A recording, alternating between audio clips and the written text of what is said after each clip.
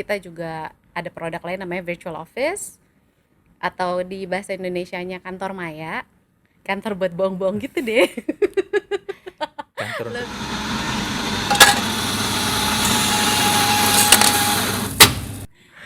Halo semuanya, apa kabarnya?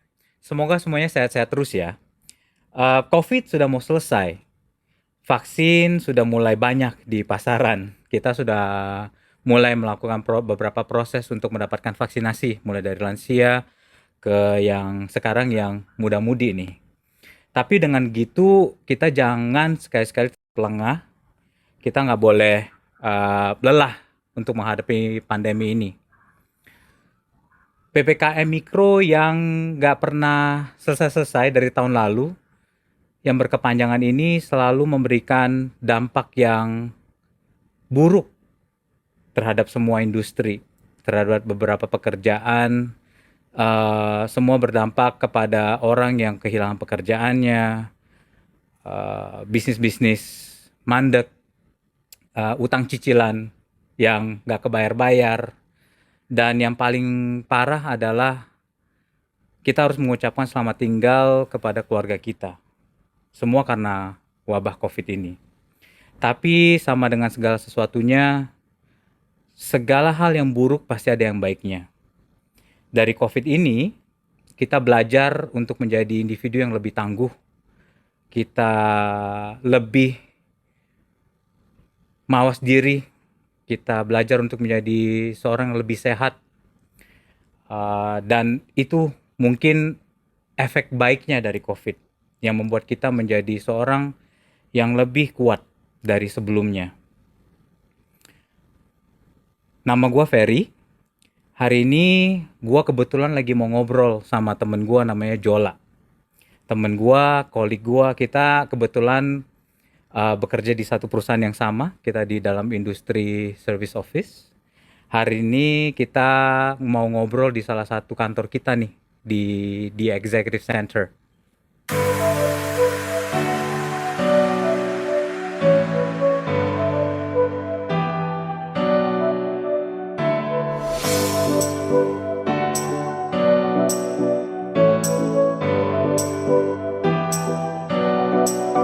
Jo, lu gugup nggak? Lu gugup nggak ngobrol kayak gini Jo? Di Di depan kamera. Biasanya kita ngobrol di teleponan doang. dibilang gugup sih enggak. Mungkin gugup ya. Gue nggak bisa nahan ketawa aja. Tiap bentar gue rasanya pengen ketawa. Tapi terus terang gua sih sendiri gue gugup ya. Karena ini pertama kali gue ngobrol sama lu. Setupnya kayak gini, depan kamera, ada mic. Tapi gue nggak sampai ke taraf mules sih. Lu pernah nggak sih gugup sampai mules? Mulus enggak, cuman gemeteran aja. Lu kalau gugup mulus nggak sih? Enggak sih, gemeteran aja. Kebetulan. Gemeteran dan langsung terbata-bata gitu. Mungkin Maksudnya lu, lumpuh sebelah. gue pernah tuh. Gue kalau kalau gue biasanya kalau gue gugup itu gue biasanya suka mules. Oh, jadi sekarang lo mulus nih? Gua nggak sih, yang ini sih nggak sih.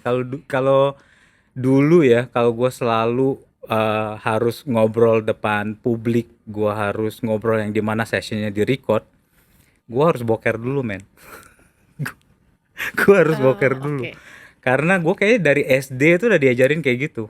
Gua dari SD itu di setiap sekolah, balik sekolah tuh kita ada les ya. Nah di les gua tuh gurunya tuh killer banget. Jadi dan itu tuh semua orang yang di kota gua kan di desa ya, tinggal di desa ya. Semua orang tuh kayaknya ngelesnya sama nih orang, dan nih orang itu selalu kalau ngajar itu lu nggak bisa satu kata atau nggak bisa satu hal, lu dirotan 10 kali sama nih orang, sama guru gua ini. Tapi gue respect sama dia karena gue merasa gara-gara push dengan kayak gini tuh gue menjadi lebih lebih tangguh, lebih hebat gue. Yakin?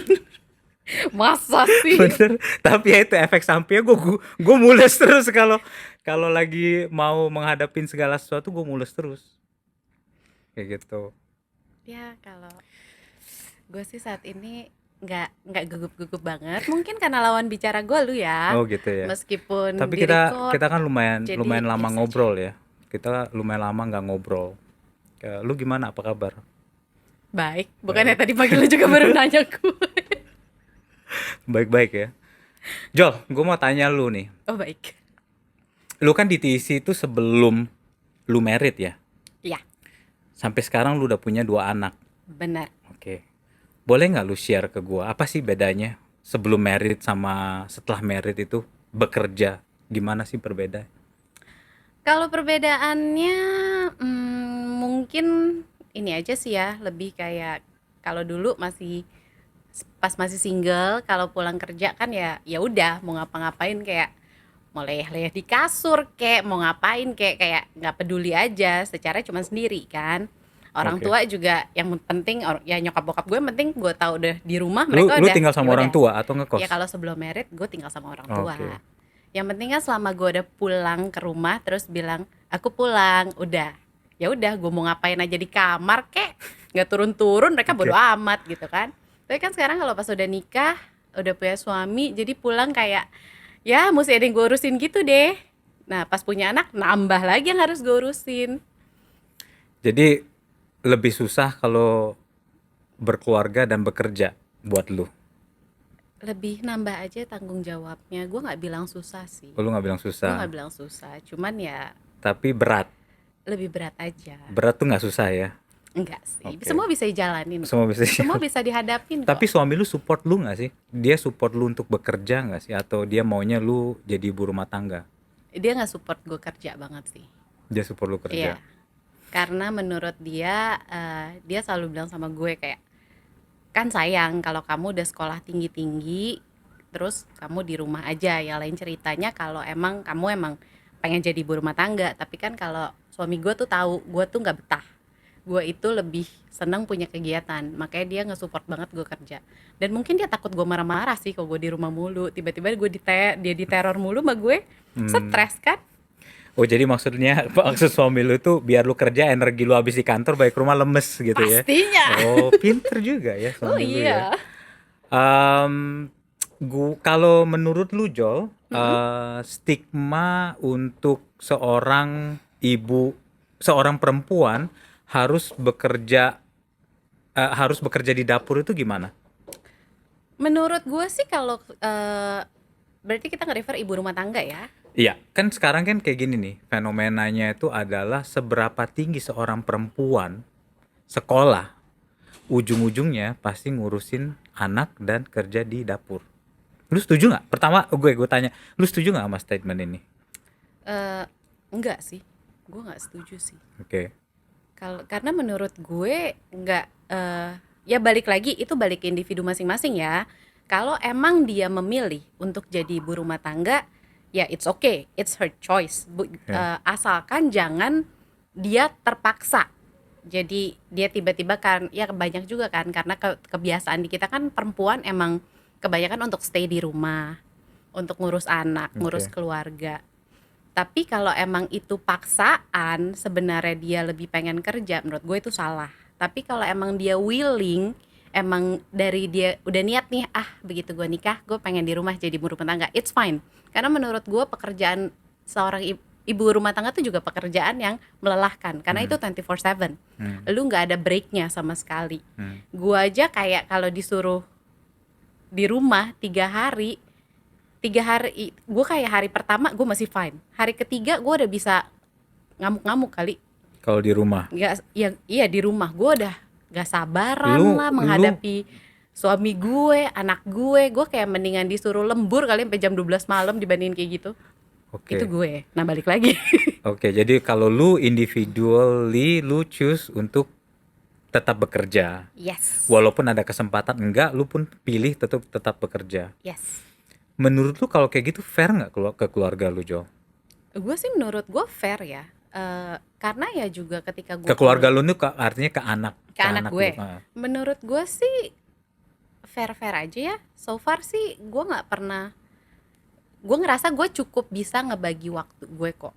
Karena ketika oke, Senin sampai Jumat gue emang banyakan di kantor, tapi juga ketika gue pulang kantor gue pastikan ya gue setidaknya ada quality time sama anak gue. Dan weekend itu udah pasti seringnya gue nggak bisa diganggu gugat, itu family time gue sama suami dan anak-anak gue. Oke. Dengan adanya COVID kayak gini, kan semuanya WFH nih. Mhm. Suami lu juga WFH dong. Sempet kita juga Sempet, WFH. Anak-anak sampai sekarang juga semuanya online school masih ya. Eh, tapi begitu lu mulai harus masuk ke kantor, sedangkan anak lu masih harus online school, itu yang ngurus Mbak. Gue sih saat ini karena gue kan masih tinggal sama mertua gue dan Oke. kebetulan kakak ipar gue eh, dia kerjanya bisa dari rumah. Jadi ya selama ini yang ngawasin anak gue sekolah ya dia. Enak banget ya. Dan gue merasa terbantu banget Oh, sih. jadi yang ngurus anak lu kakak ipar lu. Nggak dibilang ngurus juga ya, hanya membantu dalam hal sekolah. Oke. Anak lu satu udah kelas 5 ya? Anak gue yang satu kelas 3 Kelas 3. 9 Satu. tahun, yang satu lagi baru mau 4 tahun. Berarti yang sekolah cuma satu dong ya, Ya, yang online. Yang satu lagi main-main aja main-main terus, aja ya. teriak-teriak aja terus di rumah. Oke. Oke. Dari semua ini, dari experience lu berkeluarga dan punya anak dan tetap bekerja juga, kalau misalnya nih situasinya dibalik Jo, di mana membutuhkan antara salah satu harus di rumah, lu lebih memilih untuk tinggal di rumah atau lu lebih milih suami lu yang tinggal di rumah? Kalau bisa memilih sih suami gue yang tinggal di rumah. Oke. Cuman Lu memilih ini berdasarkan apa nih? Berdasarkan keinginan lu atau berdasarkan faktor gaji atau ekonomi? keinginan gue. Oke. Keinginan gue aja sih, karena kalau gue lama-lama di rumah gue kayaknya bisa gila ya.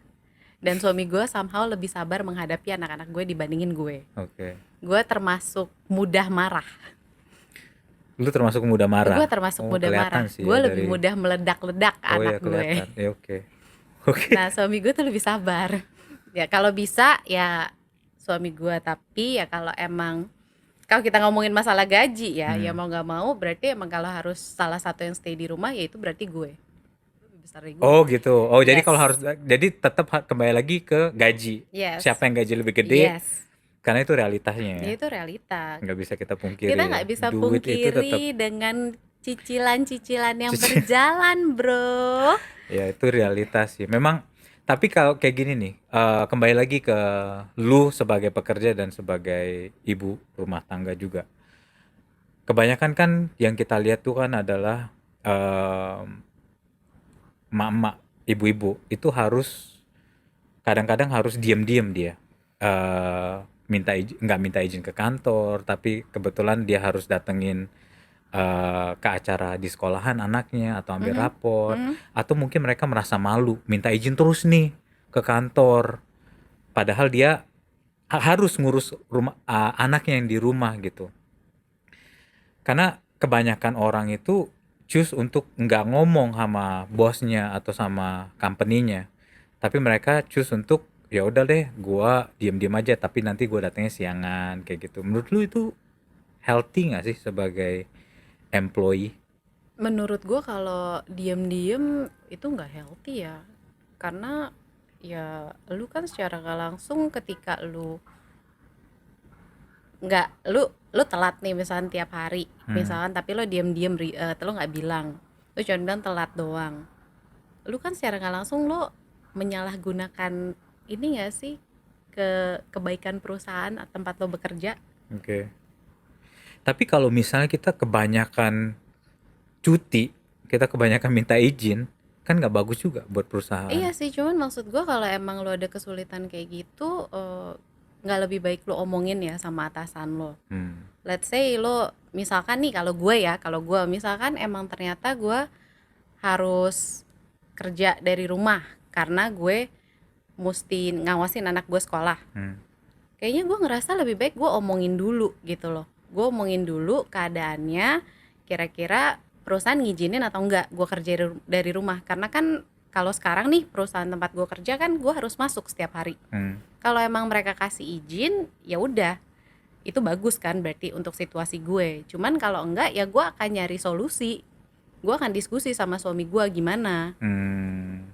Jadi tetap bagi lu keluarga nomor satu lah ya, itu no brainer lah ya. Ya itu no brainer sih No kalau untuk brainer. hal itu ya. Oke. Jadi intinya, kalaupun memang lu ada kebutuhan di luar dari kerjaan lu dan harus di rumah, semuanya harus dikomunikasikan dengan baik. Iyalah, menurut gue. Oke. Lu harus mengkomunikasikan segala sesuatu. Tapi kan kenyataannya nggak gitu, bro. Kenyataannya kan begitu lu komunikasikan dengan perusahaan lu, sebelum lu mikirin lu mau gimana nih, perusahaan lu udah mikirin duluan tuh, mau mecat lu atau enggak. Apalagi di zaman kayak gini ya, semuanya kan lagi banyak yang nyari kerja ya, murah-murah pula. Menurut lu gimana itu? Iya, ya itu benar juga sih, nggak salah juga sih pasti. Itu business decision ya. Cuman ya kalau gue sih lebih prefer untuk ngomong ya ke atasan gue ya. Kalau gue pribadi, karena gue tuh ketika gue kayak nyembunyiin sesuatu nih, gue kayak nggak tenang. Gue orangnya tuh nggak tenang, kayak aduh deg-degan mulu. Nanti gue kayak ntar tiba-tiba ditelepon gue kayak aduh aduh gue panik sendiri. Oke. Jadi guanya juga jadi nggak bisa fokus, nggak bisa konsen untuk misalnya nemenin anak gue lagi belajar, gue juga nggak bisa jadinya. Oke. Oke, kalau gitu terakhir tips lu untuk ibu-ibu yang harus ngurus rumah tangga dan juga kerja. Tips gue untuk ibu-ibu yang bekerja dan ngurus rumah tangga. Kalau menurut gue, gue pribadi ya, para ibu-ibu yang bekerja dan punya anak, Ngomongnya ke situ. meskipun ya kalian memprioritaskan keluarga, tapi jangan lupa prioritasin diri lu sendiri juga. Prioritaskan diri kalian sendiri juga. Karena kalau terlalu fokus ke keluarga tapi lupa juga untuk menghargai diri sendiri, nantinya stres sendiri. Oke, Jo. Ke topik yang serius ya. Topik yang serius apa nih? Gua mau bahas tentang kantor lu yang sekarang nih, Oke. di Executive Center. Mhm. Gue pengen ngerti nih dari lu ya, karena Mhm. kebetulan kan kita di dalam bisnis yang sama ya. Oke, iya. Apa sih industri apa sih kita ini? Oke, company tempat gue kerja nih namanya The Executive Center. Kita ini penyedia jasa ruang kantor yang siap pakai, fully furnished office.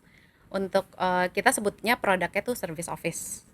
Nah, kalau service office ini tuh jadi emang kita bisa cater mulai dari satu orang bahkan sampai 20 orang. Itu kita bisa cater. Ruang kantor yang kita setup ya pokoknya ready to use aja. Furniture udah ada, kemudian telepon udah ada, internet udah ada. Klien literally benar-benar datang bawa laptop aja semua udah ready. Hmm. Terus Perbedaan selain service office, kita juga ada produk lain namanya virtual office atau di bahasa Indonesianya kantor maya. Kantor buat bohong-bohong gitu deh. kantor Lo untuk bisa kantor untuk scam. iya kantor untuk scam gitu. Lo bisa mulai nyewa dari cuman alamat doang atau enggak alamat plus nomor telepon. Kalau diambil pakai yang ada nomor teleponnya tuh, nanti kalau setiap ada pesan klien dari company lo nih nelfon ke nomor itu akan dijawab sama operation team gue nih sesuai dengan nama perusahaan lo, di grade-nya proper lah Hmm. gitu. Di grade yang sesuai, ditanya penelponnya siapa, keperluannya apa, nanti habis itu teleponnya kita hold dulu, nanti gue get back ke lu. Gue bilang nih ada dari PTA, bapak ini nyari, lu mau terima teleponnya atau enggak? Gitu. Baru kalau mau gue sambungin, kalau enggak ya udah gue take Hmm. note aja. Tapi kan sekarang nih kita dengar banyak banget nih Mm-mm. sebutan istilah-istilah coworking, Mhm, coworking. coworking, yes. Itu beda nggak sih sama service office sama virtual office yang lu mention tadi? Beda ya. Coworking itu sih lebih lebih ke tempat lu buat kerja ya. Hmm. Kalau service office itu kan tempat lu kerja ya biasanya sih ya cuman kayak meja-meja aja kan di open space area gitu. Itu kalau coworking. Itu kalau coworking lu juga setahu gue dedicated, nggak selalu dedicated desk, lu bisa pakai meja mana aja yang kosong. Ya mereka standar sih provide lu mungkin dengan wifi connection. Kalau beda sama service office, kalau private office kan lu benar-benar punya private space. Jadi emang di dalam satu ruangan itu hanya untuk perusahaan lo aja, nggak di share sama yang lain. Kalau coworking kan ya open space gede, banyak meja-meja long table dan lain-lain, tapi lo sharing sama orang-orang gitu. apa yang membuat perusahaan lu di Executive Center ini Mhm. berbeda sama lawan mainnya? Kami adalah yang terbaik dari yang terbaik. Kami adalah yang paling premium di kelasnya. Premium itu bisa diartiin mahal nggak sih? Mahal pastinya. Oh, jadi lu klaim lu mahal. Mahal. Tapi balik lagi, seperti yang orang bilangnya ada harga ada barang. Oke. Jadi emang kita mahal, tapi kalau untuk kualitas gue bisa jamin kita yang terbaik. Oke. Di sini udah berapa tahun? 26 tahun ya. Kurang lebih 26 tahun. 26 tahun Mm-mm. ya. Di Indonesia udah 26 tahun dan banyak banget lawan mainnya. Banyak banget. Mulai dari lokal sampai internasional. Yes. Tapi banyak juga yang tutup ya. Banyak juga ada beberapa yang tutup, mulai dari yang lokal maupun yang internasional juga ada yang tutup. Itu banyak yang tutup itu setelah pandemi atau sebelum nih? Ada juga, ada yang karena pandemi, ada juga yang sebelum pandemi. Oke. Kan seharusnya kalau flexible space yang lu bilang tadi, Mhm. itu kan harusnya di masa pandemi kayak gini banyak banget dong yang make kan? Seharusnya, tapi kan balik lagi dengan keadaan pandemi ini kan banyak company yang menerapkan work from home policy, Hmm. yang which is mereka lihat ternyata bisa jalan Hmm. gitu. Jadi menurut lu sendiri industri kita ini bakal berdampak banget nggak long termnya? Apalagi dengan WFH ini yang akhirnya orang tahu ternyata efektif. Yang selama ini kita Yes, dibohongin. kita mungkin Lu kan nggak bisa kerja di rumah, tapi ternyata bisa men setelah pandemi.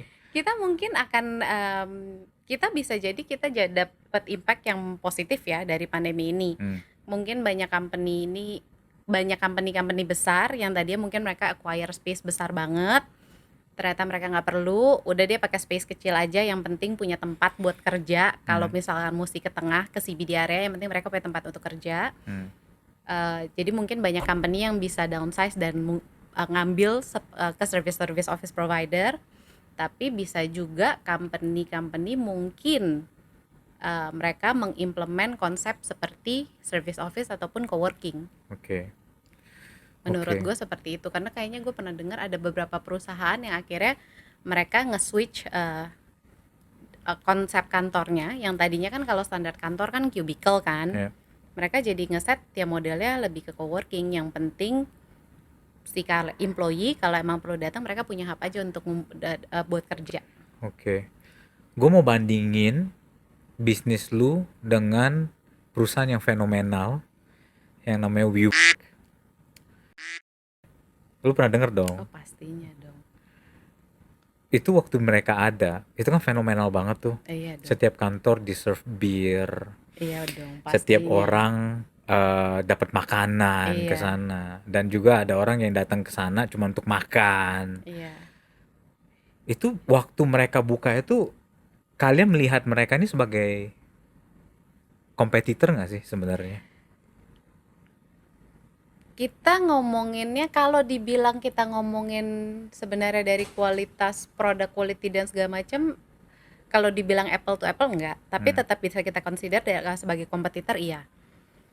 Karena ya mereka kan punya konsep yang baru ya, dan seperti yang kita lihat sekarang banyak startup company kan. Konsep mereka itu kan lebih cocok untuk ke startup company. Sementara kan kalau perusahaan gue nih Executive Center lebih ke company itu yang lebih serius lah.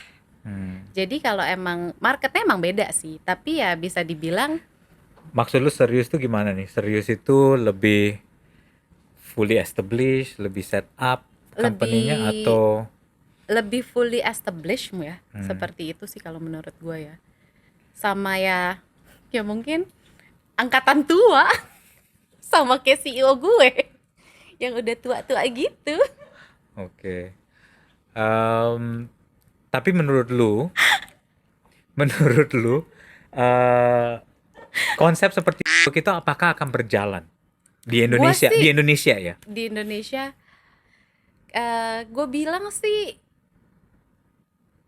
kayaknya in long run menurut gue mereka akan tutup sih, karena menurut gue cost mereka tuh gede banget. Dan gue nggak paham sih perhitungannya tuh, kayak lu nge-serve bir aja, kalau kalau nggak salah gue denger tiap hari Jumat ya, atau Sekarang nggak nge-serve lagi sih sekarang, mereka. iya dulu kan kalau nggak salah tiap hari Sekarang Jumat ya, kan, terus kayak karena tiap puasa. hari Senin atau Kamis gitu ada breakfast. Terus breakfastnya pun juga gue pernah dengar juga yang nggak main-main gitu loh, kayak Ya. mereka kasih croissant atau sandwich atau apa. Apa mereka kasih apa? Kasih apa, Bro? Take one croissant. Yeah, I don't know what you're saying right now. I just want a Roti croissant. Oh, isi, roti isi.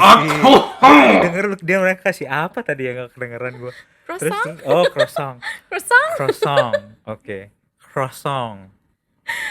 Roti gosong ya. roti Oke, gosong. terus Terus waktu itu juga ada, mereka sempat nge-serve kopinya aja tuh lumayan gitu loh. Kopinya tuh dari, gue lupa nama brandnya apa, tapi ya termasuk pricey lah. oke. Dan menurut gue dengan cost yang mereka keluarin, dengan harga yang setahu gue nggak setinggi gue. Oh, nanti dulu. Berarti kalau mereka serve kopi yang mahal, menurut lu mahal, Aha, mereka semua serve makanan itu, tapi mereka murah. iya, Berarti kalian kemahalan beneran dong. Kalian kan serve harga kalian lebih mahal, paling yes, mahal lu bilang yes. tadi. Tapi lu nggak serve ini semua. Kalau kopi kita juga tetap mahal Oke, kok. tapi croissant lu nggak Croissant croissant enggak, nggak? miskin Oke. bro. Croissant lu nggak serve ya. Jadi gimana tuh? Kok Kalau kebanting menurut, banget dong iya berarti. kebanting banget. Nah cuman ya, ya kayaknya sih itu kan hanya di awal ya. Waktu itu gue pernah kebetulan ada klien yang pernah jadi tenant mereka. Ya kayak di tahun pertama oke, emang seperti itu. Tapi lama-lama juga intensitasnya katanya berkurang. Hmm, Mereka nggak nge-serve ya roti isi, oke. nggak nge-serve lagi si bir Oke. gitu. Ya mungkin untuk awal mereka jor-joran, tapi kalau gitu terus boncos bro. Oke. Mau dapat untung dari mana? Jadi sekarang kita banyak live live audience nih yang Oh, lagi. baik, live audience. Hai. Oke. Jadi menurut lu konsep di mana lu serve jor-joran buat klien lu, tapi lu charge-nya nggak sesuai dengan margin lu, itu tetap tidak akan berjalan. Nggak akan berjalan sih menurut gue. Kecuali in the long run lu naikin harganya. Iya. Tapi ya kebanyakan kan kalau klien begitu mereka terima dengan segala kenyamanan yang lo kasih di awal, terus tiba-tiba lo mau naikin harganya lumayan banget, pasti mereka langsung nyari tempat lain. Hmm. Jadi menurut lu sebagai seorang lu sales ya, seorang sales girl ya. Tukang jualan obat. Oke.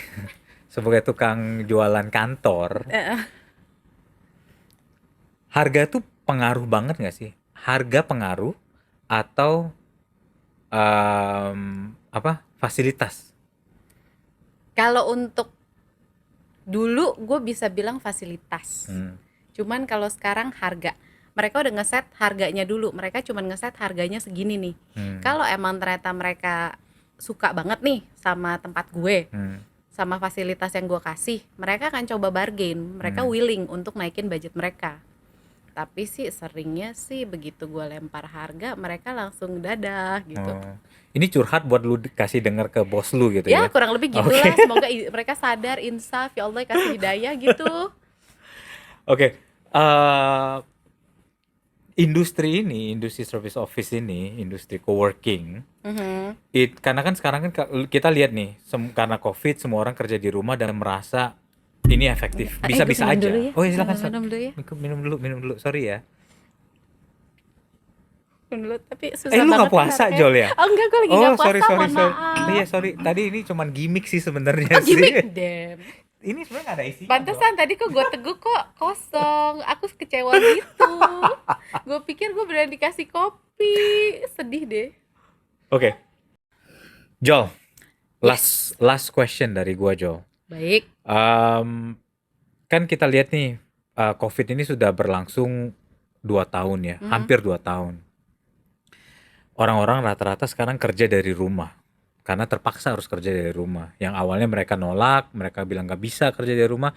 Tapi sekarang mereka merasa oke-oke aja, efektif juga kerja dari rumah.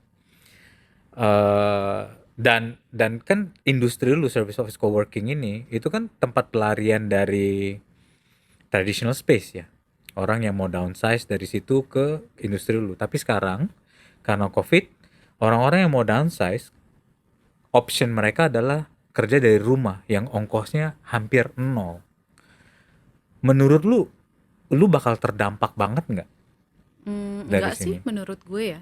Karena menurut gue biar gimana pun ruang kantor itu pasti bakal tetap dibutuhin. Sekarang lu bayangin aja deh, dari company misalnya gede nih, yang paling banyak punya dokumen biasanya kan bagian HR atau enggak finance. Lu Hmm. bayangin masa semuanya mau di store di rumah. Jadi si staff finance mesti pulang tuh bawa semua dokumennya. Gak mungkin kan? Hmm. Pastinya mereka prefer tetap punya office space dong. Hmm. Dan lagian banyak juga kok kayak ya ada beberapa temen gue nih yang company-nya pengen nih beneran akhirnya nge-down traditional space-nya mereka tutup, ambil VO doang. Tapi banyak juga employee-nya yang keberatan karena kayak kalau emang one day mereka mesti ketemu nih buat diskusi. Hmm. Masa diskusinya di coffee shop? Kayak mereka juga nggak nyaman dengan idea yang seperti itu. Mereka tuh lebih prefer kayak ada tempat untuk mereka di mana mereka bisa ngumpul untuk bisa ngebahas masalah pekerjaan mereka, masalah bisnis kantor mereka. Jadi menurut gua sih office space itu akan selalu dibutuhin. Yang service office ini pasti akan selalu dibutuhin. Karena selain yang downsize masih banyak juga kok company-company yang mereka mau test market, mereka perlu setup, ya mereka perlu space dong. Hmm. Jadi menurut gue sih kita masih baik-baik aja sih. Oke. Thank you banget, Jol. Luar biasa ngobrol sama lu. Akhirnya kita bisa spend time ngobrol. Jadi intinya kalau kita mau ambil kesimpulan, industri lu ini akan tetap berjalan. Tetap Semua orang berjalan. pasti tetap butuh kantor. Pasti. Dan kalau lu sebagai seorang perempuan dan lu mau memilih untuk berkarir, menurut Jola, kejarlah karirmu. Kejarlah karirmu sampai ke ujung dunia. Mau kaki Yang- lu patah ke lumpuh sebelah ke kejar. Oke, kalau gitu kita tutup. Thank you Oke. banget Jol waktunya, dan Sama-sama. semoga yang dengerin bisa ekstrak ilmu-ilmu yang Jola bagikin. Bye. Bye.